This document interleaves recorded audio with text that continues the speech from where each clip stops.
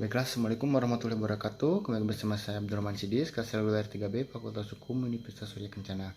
Baiklah, di sini saya akan mereview kembali mata kuliah Hukum Pidana Dalam Lanjut yang telah disampaikan oleh Ibu Profesor Dr. Hajah Yani Nuraini SAMH dan asisten dosennya yaitu Bapak Dr. Rendi Aridayani SAMH. Baiklah, di sini saya akan menjelaskan sedikit tentang pasal 78 tentang daluarsanya hukum pidana.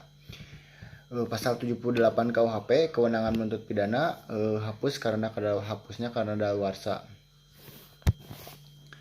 Yang pertama, mengenai semua pelanggaran dan kejahatan yang dilakukan dengan percetakan jangka waktu daluarsa 1 tahun. Yang kedua, mengenai kejahatan yang diancam dengan pidana denda, pidana kurungan atau pidana penjara paling lama 3 tahun, jangka waktu daluarsanya 6 tahun. Yang ketiga, mengenai kejahatan yang diancam dengan pidana penjara lebih dari 3 tahun, jangka waktu daluarsanya 12 tahun. Yang keempat, mengenai kejahatan yang diancam dengan pidana mati atau pidana penjara seumur hidup, jangka waktu daluarsanya yaitu 18 tahun. Dan yang terakhir, bagi orang yang pada saat melakukan perbuatan umurnya belum 18 tahun, masing-masing tenggang daluarsanya di atas kurungan menjadi sepertiga. Keputusan yang dirumuskan pada pasal 78 di atas, maka disimpulkan bahwa hapusnya penuntutan atas suatu tindak pidana baik jenis kejahatan maupun pelanggaran tersebut disebabkan lewat tenggang daluarsa penuntutan yang ditetapkan pada pasal di atas, yaitu pada pasal 78 KUHP. Baiklah, mungkin segitu review dari saya. Kurang lebihnya mohon dimaafkan. Wassalamualaikum warahmatullahi wabarakatuh.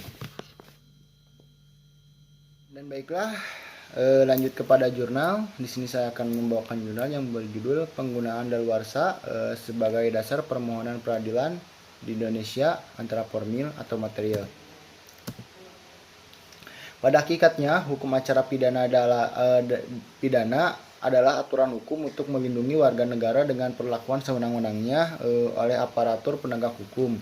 Hakikat kebenaran pranata pra-peradilan adalah sebagai bentuk pengawasan dan mekanisme keberatan terhadap proses penegakan hukum yang terkait erat dengan jaminan perlindungan hak asasi manusia atau HAM.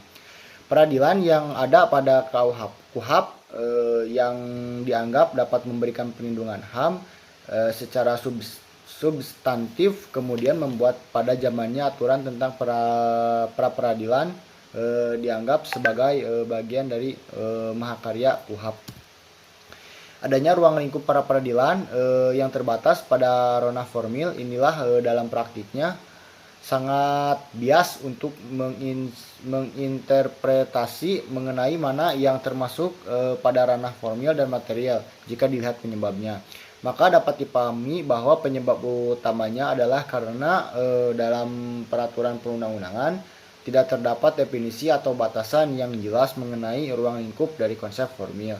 Hal inilah yang kemudian menjadi salah satu hal yang membuat pra peradilan menjadi kompleks, padahal hukum sejatinya harus dapat mengadopsi tujuan keadilan dan kemanfaatan secara bersamaan, sehingga jika kehidupan sosial semakin kompleks maka hukum perlu lebih dikonkretkan secara ilmiah dan menggunakan bahasa yang lebih baik dan sempurna.